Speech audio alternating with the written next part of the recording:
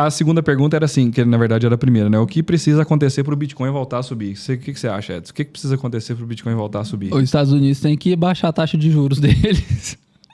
E só. Depois que eu comecei antes eu não percebi isso quando eu tava investindo só em bolsa tanto assim, porque eu tava no começo, tava aprendendo e tal. Aí eu comecei a investir em Bitcoin e falei, vou estudar mais esse trem.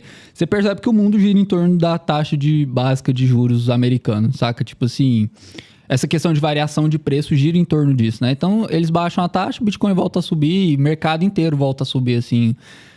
Claro, né, que dadas as devidas proporções, nem tudo vai voltar a subir, as shitcoin vai ficar para fora e tudo mais. É bom essas quedas, faz uma limpeza geral, porque o que não presta vai embora. Tem 19 mesmo. mil tokens para ser limpado aí, né, para sobrar só o Bitcoin, tô brincando. Não, mas tem tipo 19 mil. Bitcoin e Ethereum, vamos supor que tem mais 10 que sejam bons, sabe? Você tem 12 de 19 mil, por exemplo. Então você tem uma limpeza muito boa aí que vai acontecer. E eu acho que para voltar a subir os Estados Unidos diminuir a taxa deles, né? Você tira mais dinheiro da poupança. Os Estados Unidos é o maior mercado do mundo, e o pessoal acaba girando mais. E, invariavelmente, isso acaba afetando as outras economias. Então, o Brasil tirando mais, descendo a taxa, o Ibovespa tende a subir, por exemplo, e acaba que eleva outras coisas também, né? Mas eu acho que o mercado americano... Assim. Sobre o último exemplo, eu acho que o mercado brasileiro não interfere no preço do Bitcoin mesmo internamente. Não. Tô falando de, tipo, renda variável inteira, sabe? Tipo, no Brasil, pro Ibov precisar subir, então lá pro S&P voltar a subir e querendo ou não carregar um pouco o Bitcoin, nesse momento é assim, né? Se bem que ao mesmo tempo, né, a gente tava vendo estudos mesmo de mercado, eu esqueci qual que é a empresa que forneceu, não é nem uma corretora de cripto mesmo, mas ela mostrou que o Brasil é um grande mercado para empresas de cripto, né? Tanto é que a gente viu um movimento muito grande das corretoras estrangeiras vindo para cá. E outras fintechs também. Tem umas fintechs massa de poupança até para criança e tal. Eu acho que o Brasil tá quase top 10 do mundo, assim, de pessoas que investem. A estrutura bancária financeira daqui é muito boa, né? A gente tinha uma população desbancarizada, mas aí vieram algumas políticas públicas em conjunto com isso acaba atraindo, né? As fintechs sentem um ecossistema, um ambiente melhor para se desenvolver, e aí foram surgindo outras soluções, né? Hoje em dia a gente tem muita fintech, então quase todo mundo tem acesso a serviço bancário. E ao mesmo tempo a política aqui é muito ruim, né? Então é muito fácil você vender Bitcoin. Tipo, quando você fala... O Brasil é uma fábrica de bitcoiners. O Brasil é uma fábrica de qualquer coisa que seja contra o Estado. Você fala, gente, vamos olhar aqui, saúde, saiu a legislação nova aí. O povo fala, não tem cabimento. Vou fazer cinquentinha, exatamente. Para partir o Bix. Então você acaba incentivando bastante.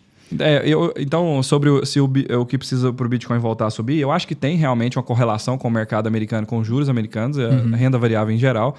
Só que essa correlação, ela fica evidente e mais forte quando acontece momentos de cisne negro, momentos mais de impacto assim, na economia, como aconteceu no Covid lá, março de 2020, se você for olhar o gráfico do Bitcoin, é a mesma queda do SP500. Então, acontece isso. Mas eu não sei se até que ponto que fica isso. Porque, por exemplo, tem algumas pessoas que falam sobre os ciclos do Bitcoin e que a gente poderia estar vivendo um dos últimos ciclos, ou talvez até o último ciclo do Bitcoin, por causa do ciclo do dólar também, né? Na verdade, assim, as moedas estatais, elas tendem a morrer com longo prazo simplesmente por conta de impressão mesmo, perda de poder de compra, ela vai destruindo o valor da moeda.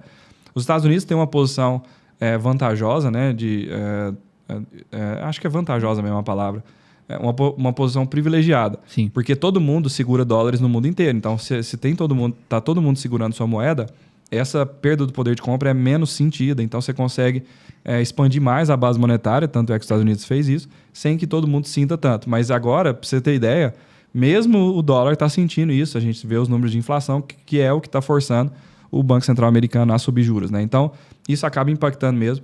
Mas eu acho que é o seguinte, independente disso, tem até uma coisa que o pessoal confunde muito. Eles acham que, por exemplo, o Bitcoin caiu esse percentual e tal, que é porque, assim, é difícil explicar, mas os Bitcoins que estão sendo negociados, porque a capitalização de mercado e o preço de um ativo é o preço da última negociação que foi feita dele, né? Sim. Obviamente tem uma questão de arbitragem, tem preços diferentes em corretoras diferentes, mas hoje está girando em torno de 28, 26, 24, sei lá, caiu, né? 25 mil dólares, sei lá. Então, mas isso não quer dizer que uma pessoa, que todo mundo que tem Bitcoin agora está disposto a vender por esse preço. Eu sei que também talvez pareça meio óbvio depois que fala, mas a maioria, a maior parte, eu até falei, a avassaladora maioria dos Bitcoins estão armazenados nas carteiras, e especialmente das baleias, os investidores institucionais, eles estão guardando esses Bitcoins. eles não estão realizando prejuízo, eles não estão vendendo por esse preço. Isso é muito o que você falou, assim, o movimento de mercado que está acontecendo as pessoas veem uma opção melhor em renda fixa e elas tiram de renda variável, inclusive, do Bitcoin. E muitos desses ativos que estão sendo vendidos, estão sendo negociados, são dessas pessoas que estão fazendo isso. Mas a grande massa dos Bitcoins mesmo, a gente tem números que tem cerca de 2 milhões ou 3 milhões de Bitcoins só em corretoras, né? Disponíveis em negociação, né? O resto está tudo guardado em carteira. Então, enfim, talvez esse número seja até menor. Então, assim, no final das contas, o preço do Bitcoin varia muito, mas os Bitcoins que estão na wallet, as pessoas têm os alvos de preço delas, e tem muita gente que está pensando só assim, eu não vou converter isso aqui em dólar, eu vou usar lá daqui 20 anos em Satoshi mesmo. Eu acho que vai acabar descorrelacionando, igual você falou, o Bitcoin de outros mercados, da taxa de juros dos Estados Unidos. Mas aí eu acho que a gente pode pensar o Bitcoin voltar a subir em curto prazo ou longo prazo, né? Longo prazo é exatamente isso que você falou, o fim do dólar, os ciclos do Bitcoin principalmente e tal.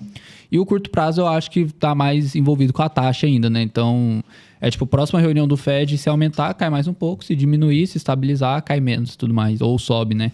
Eu acho que... eu vou concordar com você, faz sentido mesmo, sim, essa divisão.